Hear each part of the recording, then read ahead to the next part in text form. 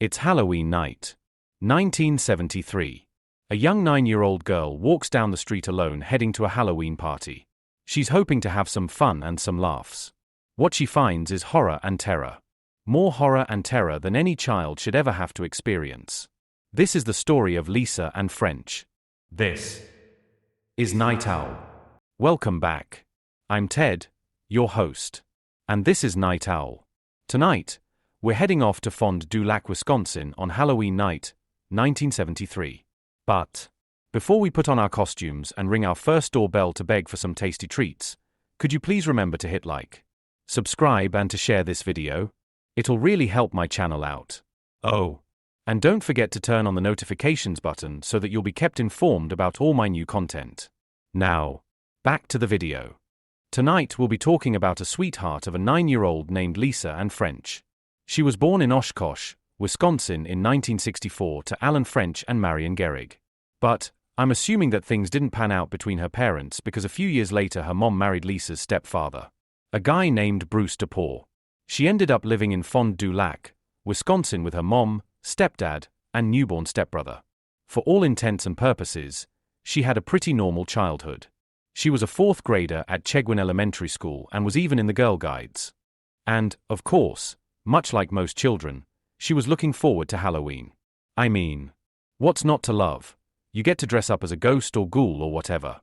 And you get free candy. And Lisa's costume of choice for the year was a hobo. But it wasn't just the free candy that had Lisa eager to go out. This year there was a neighborhood Halloween party to attend. So, she got herself dressed up and ready to go, and she left her home at about 5:45 p.m. Now, she was supposed to go to this party with a friend of hers, but her friend got herself grounded and was unable to go. So Lisa had to make the trip by herself. Of course, she stopped into a classmate's home en route to trick or treat, not to mention a teacher's house. Then, she came to a neighbor's house who just lived a few doors down from her. The neighbor's name was Gerald Turner. She walked up to the doorbell, rang it, and said trick or treat. He came to the already opened door to greet her. Now, he wasn't exactly a stranger to Lisa. I mean, she actually knew him pretty well. She had, on several occasions, gone over to his house to visit him as well as his girlfriend, Arlene Penn, and their baby.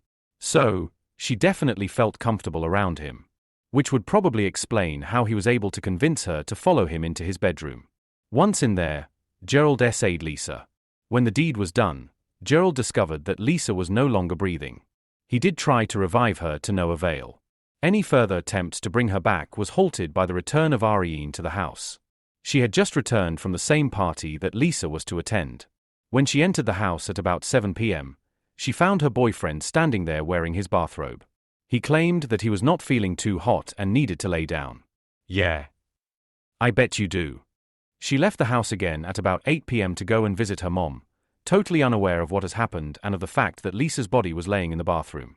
After she left, Gerald hurried to dispose of the body. He put her body in one garbage bag, and all of her clothes in a second. He wore socks on his hands in hopes of not leaving any fingerprints. He put both bags in his car and left his home to dump Lisa's body. By this time, Lisa's mum, Mary Ann, grew concerned about the whereabouts of her daughter. I mean, she had a 7 p.m. curfew, and that has come and gone. By 10 p.m., a search party was formed in hopes of bringing this angel home. This search became county-wide and spanned 4 days.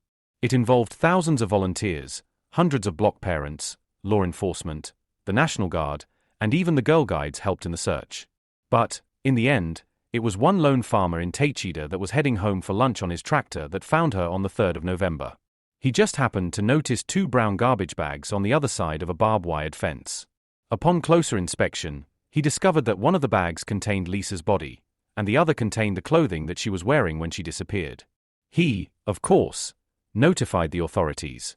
Upon examination of Lisa's body, they discovered that she passed away due to asphyxiation, but another pathologist had said that her COD may have been circulatory shock brought on by the trauma that she endured due to the SA. Gerald was pretty much on the police's radar right from the beginning. They questioned him for months. During this time, they of course conducted an investigation that went beyond the mere questioning of a suspect. They had grabbed some body hair samples from Gerald as well as fibers from his bedspread, and the police were able to match the samples with the ones found on Lisa's body and her clothing. They also gave him a lie detector test that came back inconclusive, and he said nope to a retake. But 9 months after Lisa was found, Gerald confessed to both the murder and essay of Lisa and French. He said that when he first seen Lisa standing in his doorway, it turned him on. During his confession, he went into details on how he got her into his room and what he had done to Lisa. Suffice it to say that sometimes calling someone a disgusting animal isn't an insult, it's just an accurate description. In the end, he was charged with second-degree murder, enticing a child for immoral purposes, and SA. On the 4th of February 1975, he was convicted on all charges. For his crimes, he received 38 years and 6 months behind bars. With that, you're probably thinking it's all done. That's it. Story ended. Well, not quite. You see, he actually got paroled a few times. The first time was on the 13th of October in 1992. He was paroled for, quote-unquote, good behavior after serving 17 years and 8 months of his sentence. As you can imagine, that cheesed off Lisa's family as well as the fine people in Milwaukee, which was where the halfway house that Gerald had to stay at was located. But that taste of freedom was short-lived because, just over a year later, it was determined that the Department of Corrections in Wisconsin messed up a bit. They had made a mistake and released him too early, even with good behavior. So, in 1993, he was back behind bars. Then, in July 1998, he received his second parole. That lasted until about 2003 when he violated his parole. It seems he had quite a bit of adult entertainment, stuff. And for that it got him an additional 15 years. Sometime after Lisa passed away, Gerald wrote her a letter. In it he said, and I quote, "I doubt that I could ever fully realize the terror you experienced at my hands. I can still see you standing the doorway with that felt hat beaming at having recognized me. Then I see the delight in your eyes turn to fear as I close the door behind you. The rest of my life I will have to live with what I did to you. On that night I became a monster. I do swear to you on the forfeiture of my life I will never harm another child." Well, I think the only way you can make good on your promise is to stay in prison for the rest of your life. But that's just my opinion. He also has told some people that the reason the courts threw the book at him was because of when he committed his crime. It was, of course, Halloween. He said that if it happened any other day, like on Valentine's Day or something, then no one would have given a damn. Dude. You are an unbelievable D-bag. I mean, you murdered and SA'd a 9-year-old girl. The date had nothing to do with it. Regardless of the day, you'd still be a sick freak. At any rate. In 2018, his sentence was up. He was set to be released in February of that year. But there was one unforeseen force of nature that stood in his way. And that force of nature was Lisa's mum. She gathered over 34,000 names on a petition to prevent his release under a rule called the Wisconsin Chapter 980. Now, this law I personally think is awesome and a great idea. It states that if you're declared a violent offender, then after your sentence is done in prison, you then get transferred to a mental hospital indefinitely. I mean, some people claim that these people can be rehabilitated. I'm not really inclined to agree.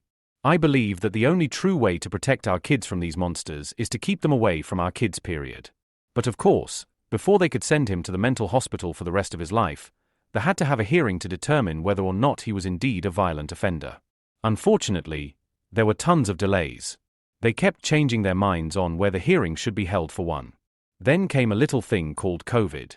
That shit delayed everything. But, eventually, they did have their hearing. And on the 23rd of February 2022, Judge Paul Chisney did indeed rule that Chapter 980 would in fact apply to Gerald, so he was committed to a mental health facility for the rest of his life. As far as I'm concerned, that is exactly where he needs to be. I mean, let's keep in mind, this is not the only time he had messed with a kid. He had once touched a 15-year-old babysitter, but that didn't actually come out until his trial over what he had done to Lisa. So, where does that leave us? It leaves us with our thoughts about Lisa, wondering what kind of life she would have had if she had lived. She would have been around 61 years old now. She could have had such a wonderful future. She could have gone to university, become a doctor, or a lawyer, or maybe even the president. She could have got married, had kids. Oh hell. She could have had grandkids by now. But none of that happened. Her future was stolen from her the instant she said trick or treat at a house where evil dwelled. But what do you think? Do you think justice was served? Do you think that people like Gerald can be cured or rehabilitated? Or, in cases like these, do you believe that a leopard never changes its spots? Please, let me know what you think in the comments. And as always, please remember to hit like, subscribe, and to share this video. It really does help me out. Until next time, remember, be you good or be you wicked, everyone deserves justice. Good night.